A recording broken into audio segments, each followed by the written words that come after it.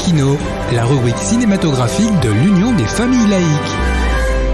Avec Alain Defremont. Bonjour, vous êtes à l'écoute de Laïkino, la rubrique cinématographique de l'UFAL, avec Frédéric, votre serviteur, et Alain. Bonjour Alain, cette semaine tu reviens sur la carrière d'un réalisateur français, Dominique Moll. Bonjour Frédéric, bonjour à tous. Oui, je vous avais parlé dans ma chronique de rentrée du film de Dominique Moll, La nuit du 12. Ce film, et c'est rassurant, fut un des succès de l'été. Je connais des personnes qui, n'allant au cinéma qu'une ou deux fois par an, ont vu et aimé le film. Je dois dire que c'est un des objectifs de ma chronique, m'adresser aux auditeurs pour leur parler des films qu'ils pourraient aimer. Si vous avez vu et aimé La nuit du 12, je vous invite à rechercher d'autres films de Dominique Moll, qui n'a réalisé que 7 longs métrages en presque 20 ans. Le film qu'il a fait connaître, Harry, un ami qui vous veut du bien, est un thriller angoissant qui se déroule dans le Cantal. Lorsque je l'ai vu, j'ai pensé à Alfred Hitchcock. Pourquoi la notoriété est-elle venue avec ce film ?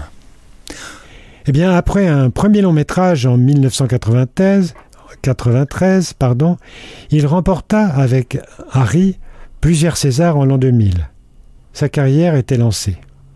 Ensuite, il réalisa Lemming, sorti en 2005, sorte de fable cauchemardesque assez déroutante, autour de l'histoire d'un lemming, petit rongeur, que l'on retrouve au-dessus du cercle polaire, et qui va se retrouver coincé dans la canalisation de l'évier d'un couple, interprété par Charlotte Gainsbourg et Laurent Lucas. Je dois dire que je n'ai pas été emporté par ce film, comme je l'ai été pour Harry. Mais en revanche, en 2019 sort Seules les bêtes, que je vous recommande chaudement. Pourquoi ? Denis Ménochet et Laure Calamy campent un couple de paysans lozériens dont la vie va être totalement déstabilisée par la disparition d'une jeune femme lors d'une tempête de neige.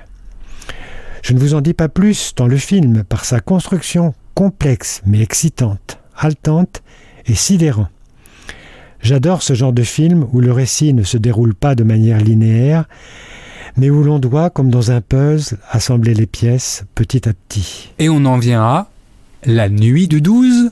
Comme je vous l'ai déjà dit, dans ce film, le réalisateur délaisse l'intrigue policière classique pour une étude humaine et sociale des policiers, avec leurs faiblesses, leur ténacité à vouloir trouver la vérité, leur peur, leur approche du féminicide, la femme telle qu'ils la voient dans la société d'aujourd'hui.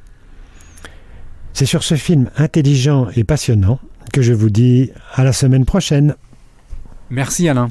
En attendant de nous retrouver, n'oubliez pas notre émission en balado-diffusion sur laicidad.ufal.org ainsi que sur notre site ufal.org.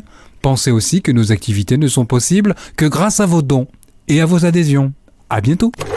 C'était Laïkino, la rubrique cinématographique de l'Union des familles laïques. Retrouvez toutes nos rubriques Laïkino et l'ensemble de nos balados-diffusions sur lufal.org.